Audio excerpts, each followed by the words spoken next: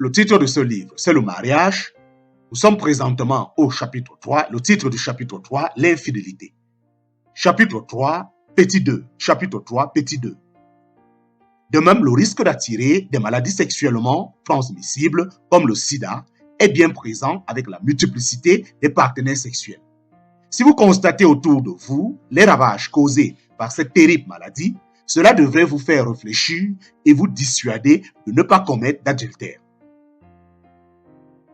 Notamment à travers les proverbes, la Bible évoque tous ces dangers, mais elle parle aussi d'un autre danger encore plus terrible. Point numéro 3, l'infidélité conduit à la mort. Les proverbes parlent de l'adultère comme d'un acte qui conduit à la mort.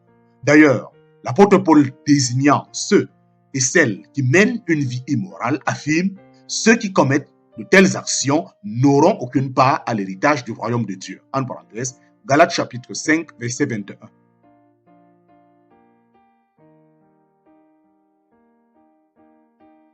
Autrement dit, Dieu condamne l'infidélité et ceux et celles qui pratiquent l'adultère seront exclus de ses promesses, exclus de sa présence, exclus de la vie éternelle. Point numéro 4, les motifs poussant à l'infidélité. Point numéro 4, les motifs poussant à l'infidélité.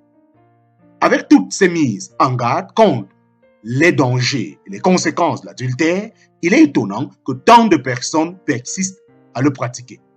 D'abord, l'attirance sexuelle est une réalité terrible et tout le monde ne cherche pas à maîtriser ou à dompter ses désirs.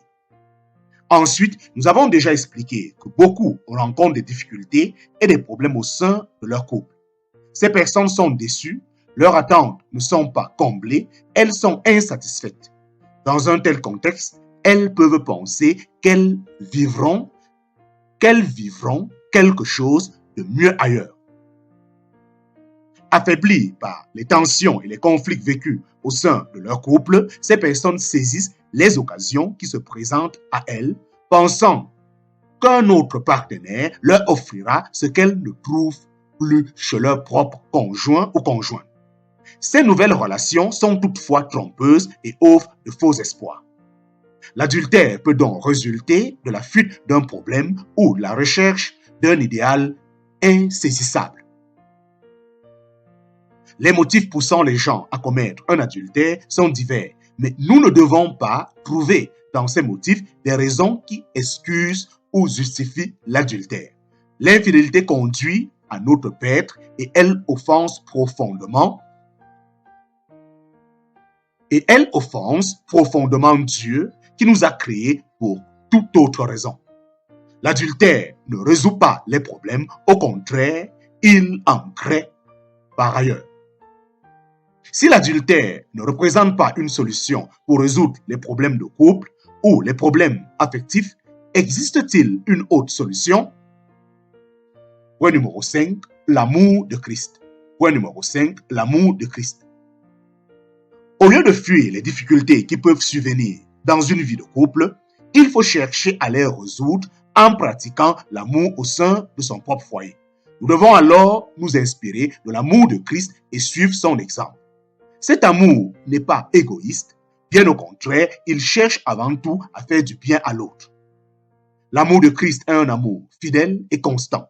Jésus n'abandonne pas les siens, même si nous pouvons souvent le décevoir. À l'image de cet amour divin, nous devons fidèlement aimer notre mari ou notre femme, quelles que soient les circonstances que nous pouvons traverser. L'amour fidèle ne baisse pas les bras devant les difficultés rencontrées. L'amour fidèle ne baisse pas les bras devant les difficultés rencontrées. Il cherche plutôt à trouver une solution pour le bien de tous. Fin du chapitre 3. Fin du chapitre 3.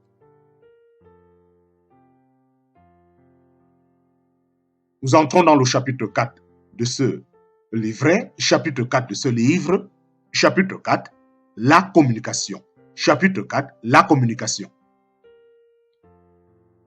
Nous avons étudié jusqu'à présent les desseins de Dieu pour le mariage, l'idéal vers lequel nous devons tendre. Nous avons compris qu'à cause du péché, il nous est difficile d'atteindre cet idéal.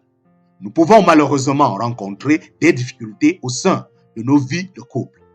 Nous avons ensuite réfléchi sur le problème de l'infidélité, des tentations dans les couples qui peuvent mener à l'adultère et nous avons rappelé que l'infidélité offense profondément notre Dieu.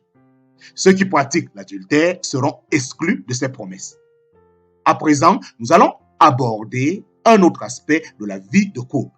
Nous allons discuter sur la communication. Il est important d'en parler car pour entretenir de bonnes relations humaines, il faut bien communiquer à notre femme ou à notre mari. Beaucoup de problèmes rencontrés dans les couples sont le résultat d'un manque de communication et si ces difficultés persistent, d'autres problèmes plus graves encore peuvent s'ajouter. 1. La parole de Dieu. 1. La parole de Dieu. La Bible apporte des recommandations, mais nous nous contenterons de lire quelques versets trouvés dans la lettre écrite par Jacques, le frère de Jésus. Il s'agit d'une mise en garde, d'un avertissement donné. Ne suffit-il pas d'un petit feu pour incendier une vaste forêt? La langue aussi est un feu. La langue aussi est un feu. C'est tout un monde de mal. L'homme est capable de dompter toutes sortes de bêtes sauvages, mais la langue, aucun homme peut la dompter. C'est un fléau impossible à maîtriser. Elle est pleine d'un venin mortel. Nous nous en servons pour louer Dieu, notre Père, et nous nous en servons aussi pour maudire les hommes. De la même bouche sortent bénédiction et malédiction. Mes frères, il ne faut pas qu'il en soit ainsi. En parenthèse, Jacques chapitre 3, versets 5 à 6, 7 à 10. Ce sont des paroles percutantes montrant que la langue est dangereuse. Elles prouvent que ce que nous disons peut faire autant de mal à une personne que des gestes violents et brutaux. Nous ne mesurons pas forcément la force des mots que nous utilisons. Ils peuvent blesser, détruire, être responsables de conséquences graves. Mais ce texte nous rappelle aussi, par nos paroles, nous pouvons faire beaucoup de bien, même si malheureusement, nous nous employons trop souvent à faire le contraire. Mais que Jacques dénonce-t-il lorsqu'il parle de la langue?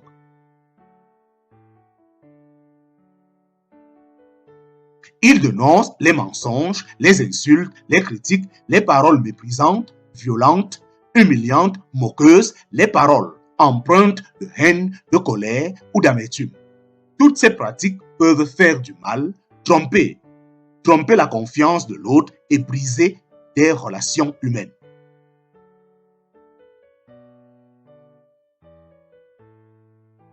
Point numéro 2, l'impact des mauvaises paroles dans la vie de couple. L'impact des mauvaises paroles dans la vie de couple. Lorsque l'on est marié, il est aisé de découvrir les défauts et les faiblesses de son conjoint et d'en éprouver de l'agacement. Aussi, le fait de se sentir à l'aise au sein d'une relation intime peut nous amener à bien moins maîtriser notre langue avec notre conjoint ce que nous n'oserions pas forcément faire devant d'autres personnes. Ainsi, parfois, c'est à celle ou à celui que nous aimons le plus que nous disons les paroles les plus dures ou les plus blessantes. Et si ce type de communication persiste, le couple peut rapidement être en danger et aller jusqu'à la rupture. Voici quelques exemples concrets nous montrant si nous sommes tombés dans le piège de la mauvaise communication. Nous avons déjà cité toute une liste de pratiques dénonçant le mauvais emploi de la parole, mais nous pouvons en rappeler quelques-uns. Est-ce que nous parlons à notre femme ou à notre mari comme s'il ou elle était un serviteur, un esclave, un enfant ou un animal?